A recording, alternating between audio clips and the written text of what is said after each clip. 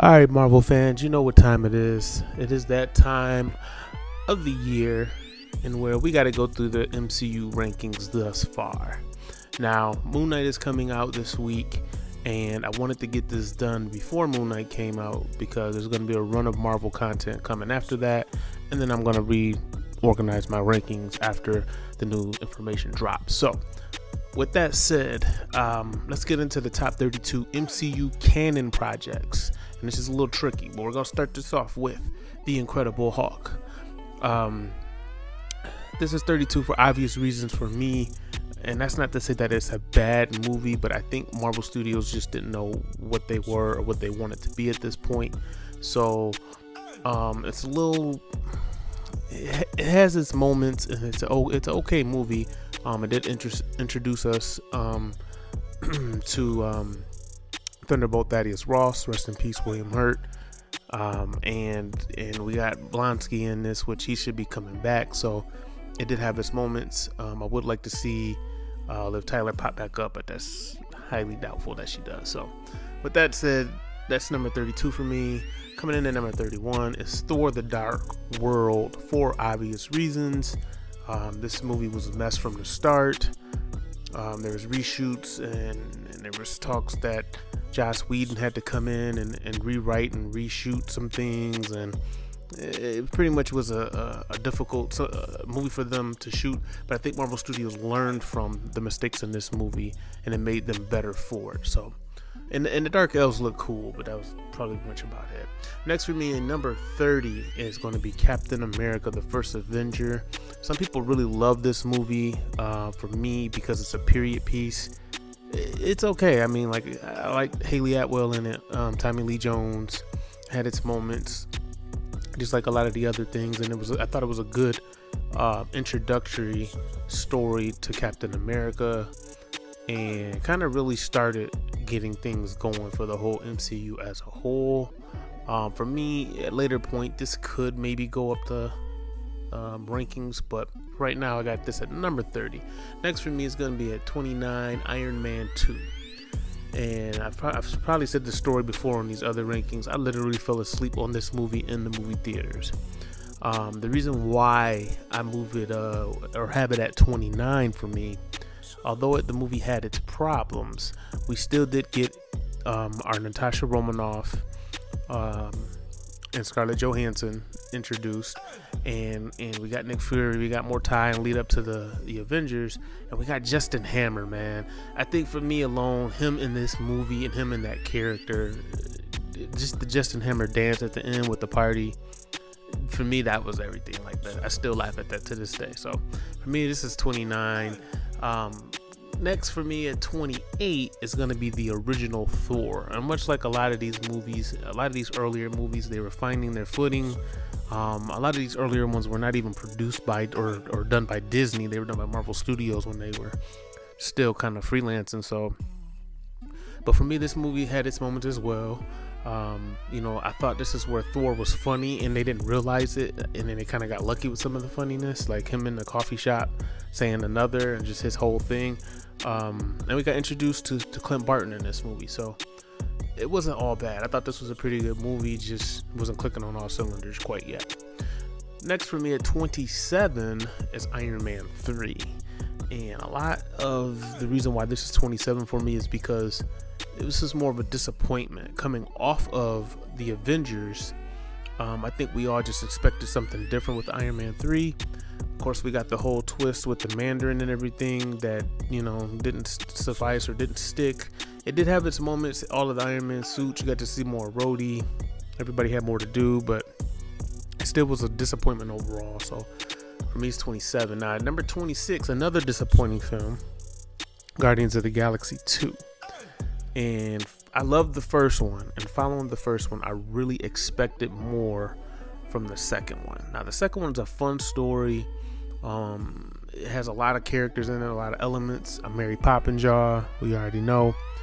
But for me, it just kind of fell short of what the first one was. I think the first one was definitely just magic in a bottle, and that's what we got. So for me, it's number 26. And following up at number 25, another I don't want to say a disappointment because you didn't really know what to expect, and they kind of wedged it between two Avengers movies. But Captain Marvel was just kind of bland as a film.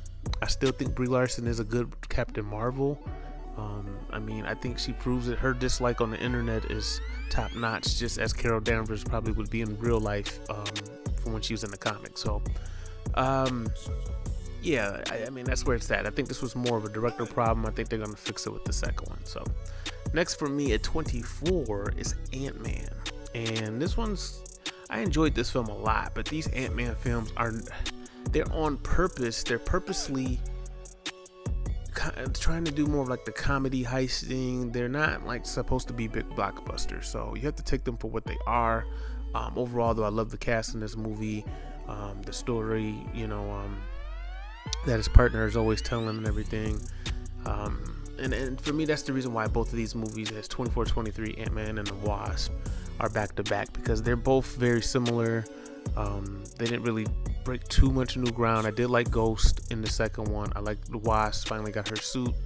That was pretty cool. So that's where they're at for me right now. Now coming in next is a newbie. At 22, we got Black Widow, and this movie is okay. I thought it was pretty good at the time when it came out. We were starved for Marvel content, so it was nice to get back in the saddle. We got Yelena Belova, we got Florence Pew introduced in this movie, and she was funny in this movie. She was hilarious with the whole posing thing.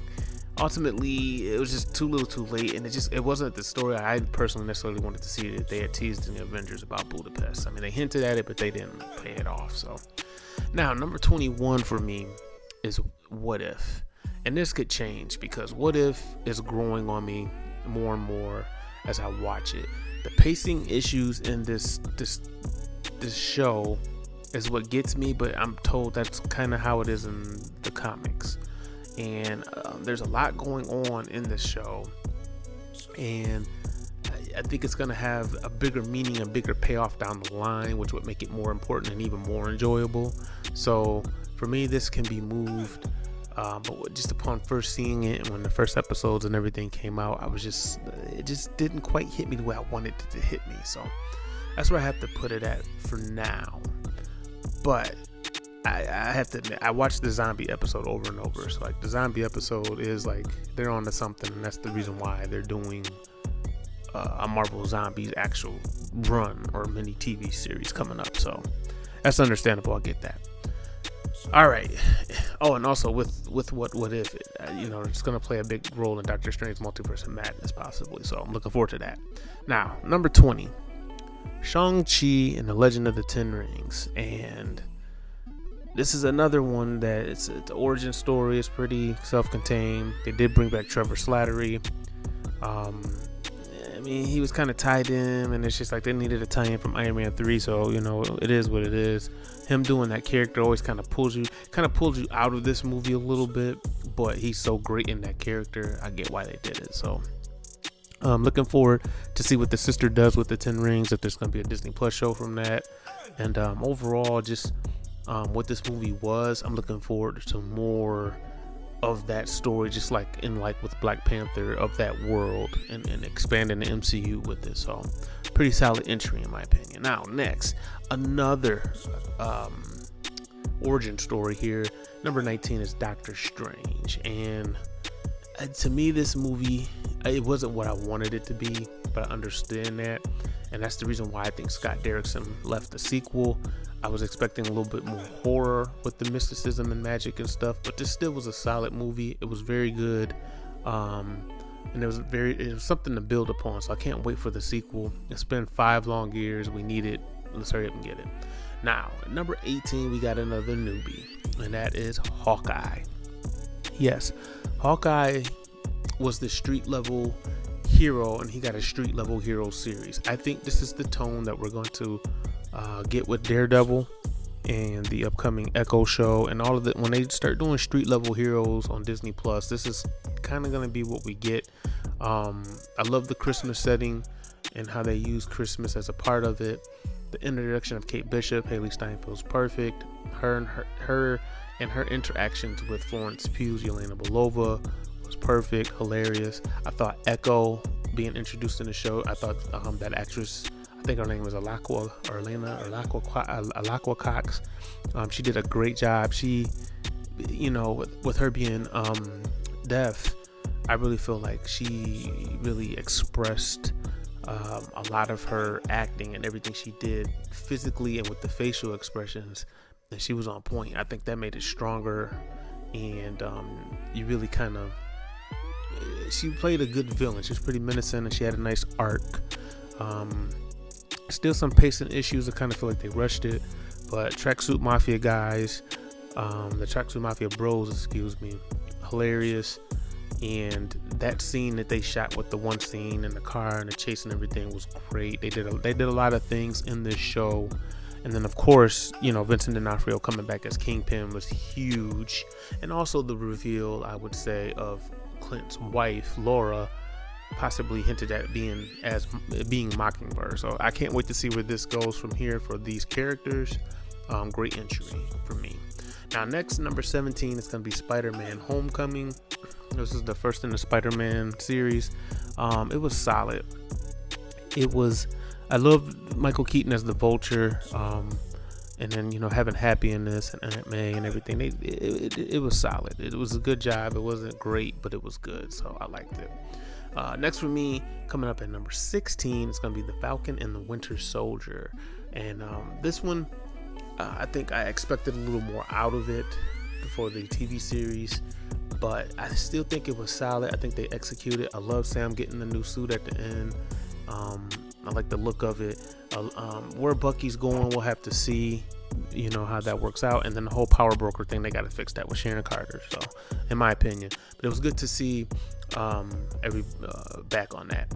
Now, at number 15, we have Avengers: Age of Ultron. This movie had its problems, well documented. They burnt Joss Whedon out by this time, but it still was a good film. Still had a lot of elements. We got Vision, we got Wanda, we got Quicksilver, and it was, it's kind of low for an Avengers movie, but they had a lot to set up. They were trying to do too much. So now number 14 here is a surprise probably for a lot of you, because I've seen a lot of you who hate this movie, but this movie is the most underrated MCU movie. And the reason why is because Chloe Zhao's approach to filmmaking is totally different than anything they have done.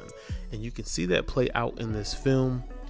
And for me, it really showcased her directing skills and photography and cinematography, but also the fact that she's a hell of a storyteller. The way she set up the Eternal story, looking at it, you couldn't tell necessarily what was going to happen. I mean, throughout it, you figure it out pretty early on, but the way she told the story and everything, I really have a lot of respect for.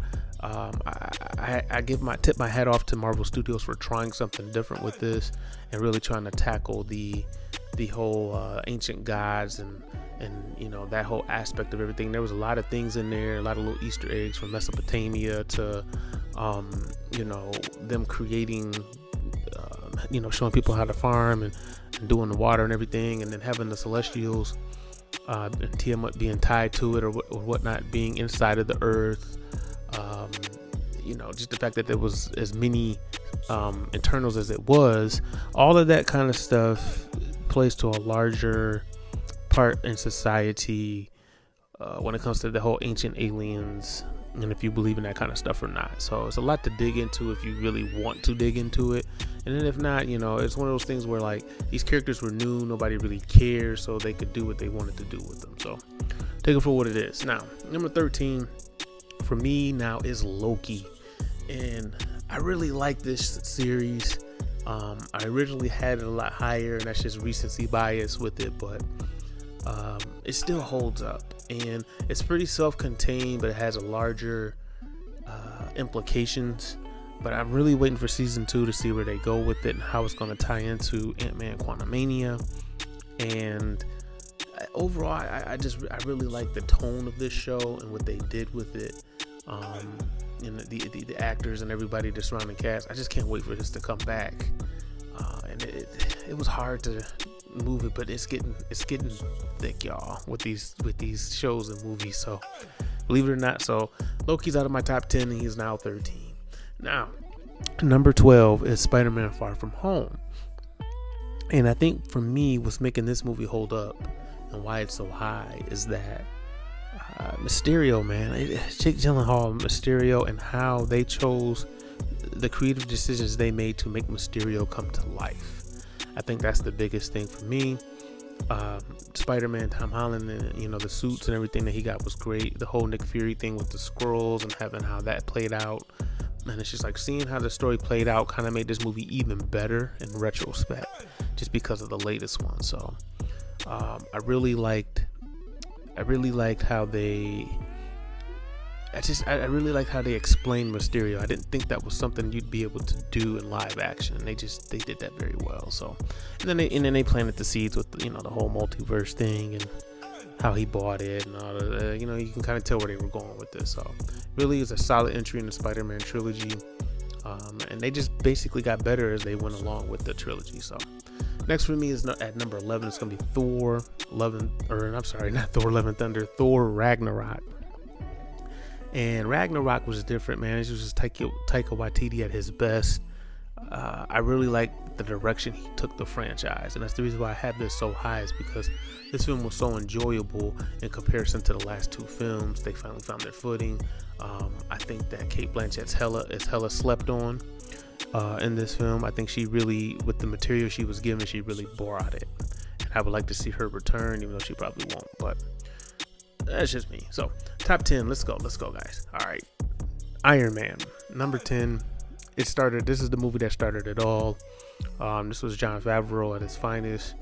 And it was a good story, man. It holds up. This is one of the older ones, but it holds up.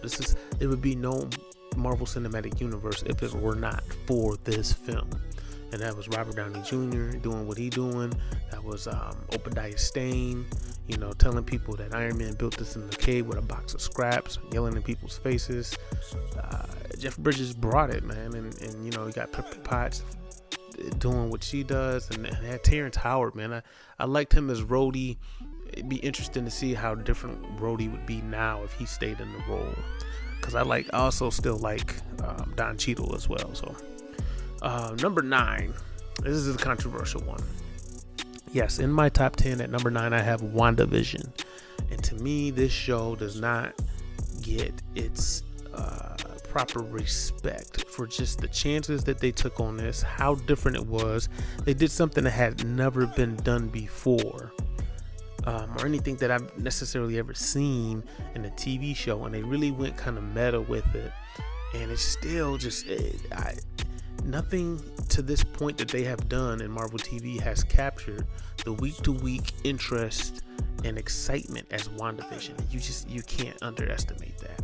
Now, I'm excited for Agatha, and I hope they go even further, because there will be no sequel to WandaVision, which makes sense.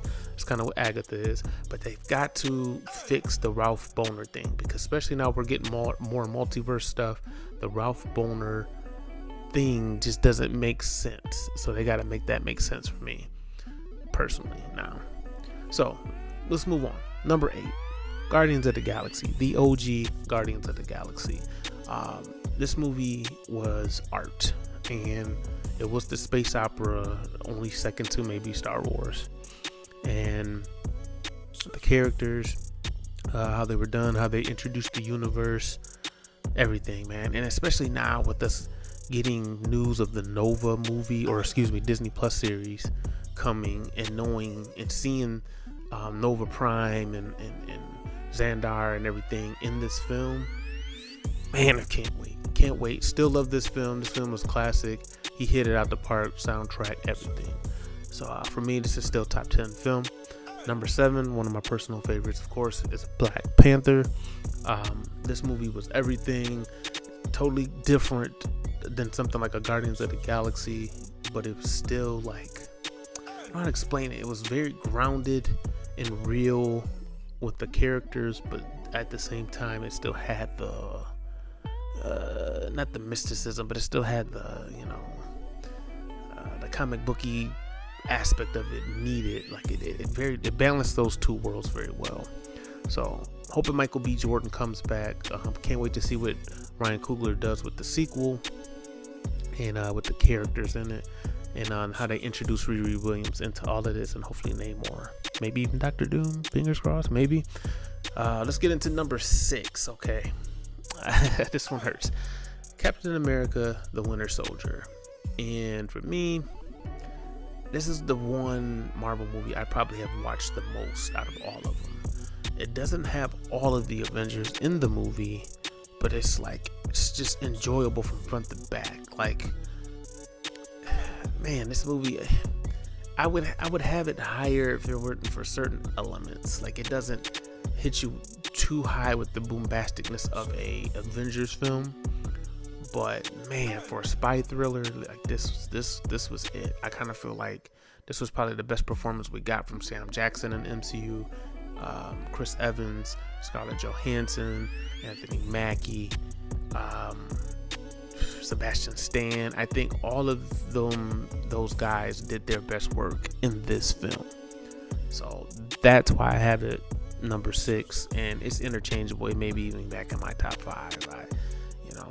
That's just how I feel about it now. And the reason why is because the next film that the Russos did, which is going to be my number 5 film, Captain America: Civil War, I just feel like this movie had more elements, and that's the reason why I have it ranked above Winter Soldier right now. But they're kind of interchangeable, and for me, what puts this movie over the top as number 5 is just that you had your introduction to Spider-Man, you got to see Ant-Man with the crew, and you got to see Wanda and Vision also enter the fight. And then you always had, you got Rhodey, you got Sam.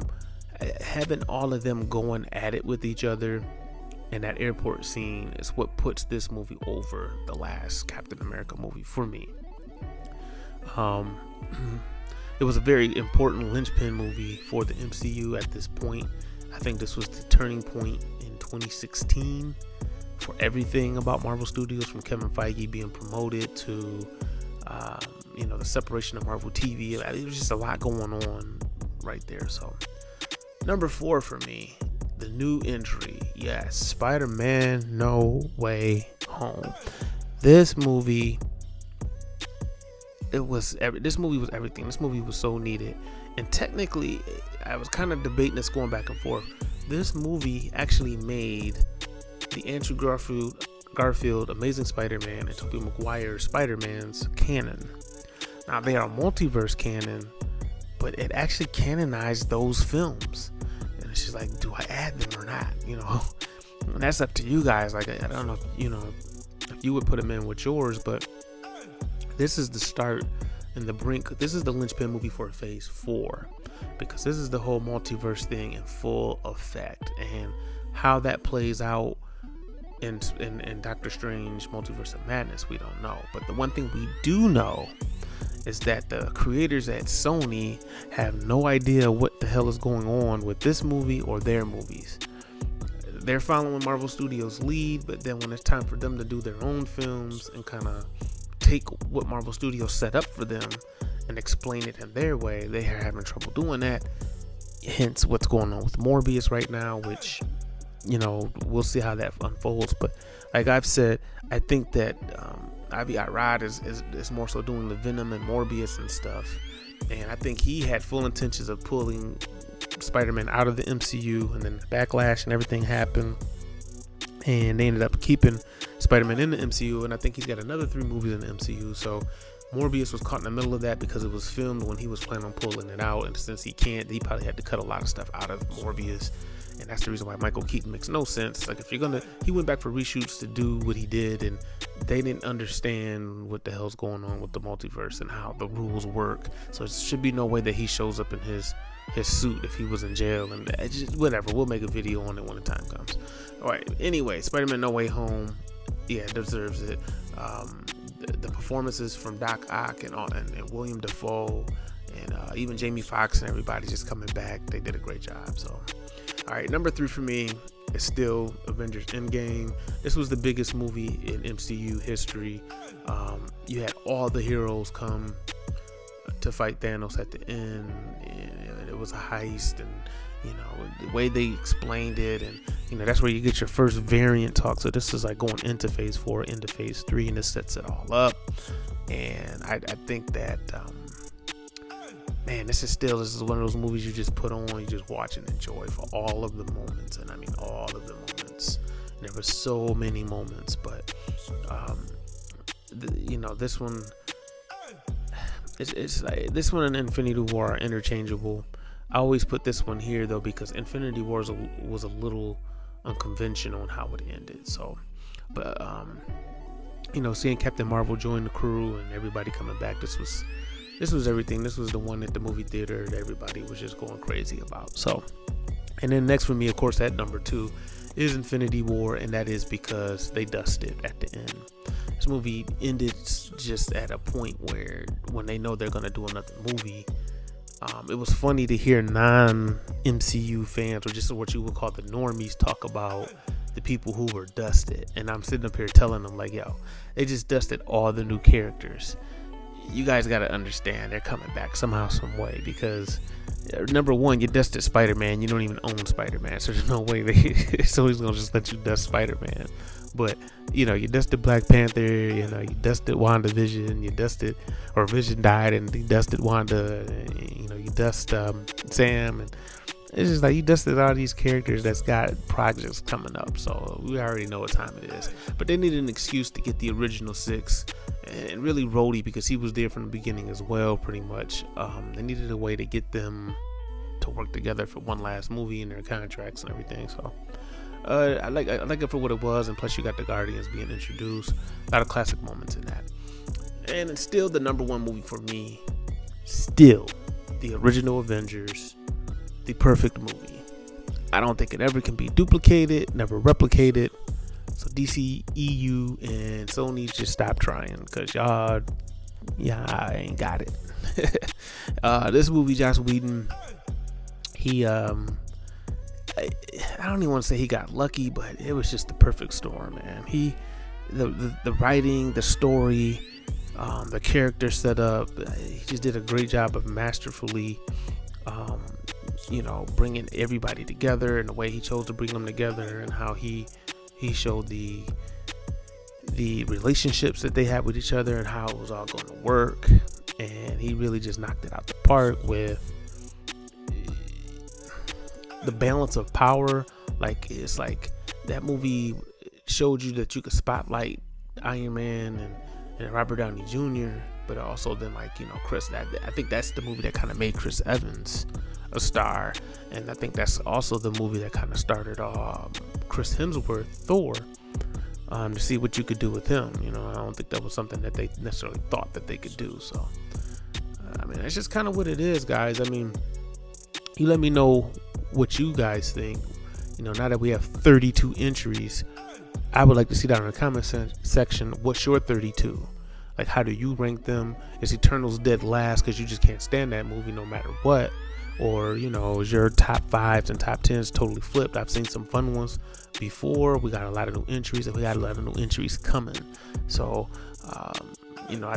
what is it? We got Moon Knight coming up. Then we got Doctor Strange Multiverse of Madness in May. We got July, Thor Love and Thunder. August, September sometime, we'll probably be getting She-Hulk. We'll be getting Miss Marvel in June. We'll be getting possibly Secret Invasion by the end of the year, fingers crossed. And that's the one I'm really excited for, just because of the implications on where that's gonna go. So, wow, we eating good this year, y'all. I'm trying to think. Oh yeah, Black Panther 2 is coming, I think, in November still. So, man, I don't know when I'll get another chance to do another one of these with everything that's coming out to rank them. But in the meantime, in between time, how do you feel about the MCU's rankings? What's your best? What's your worst? Leave it down in the comment section. Make sure to like, share, and subscribe. And I'm out.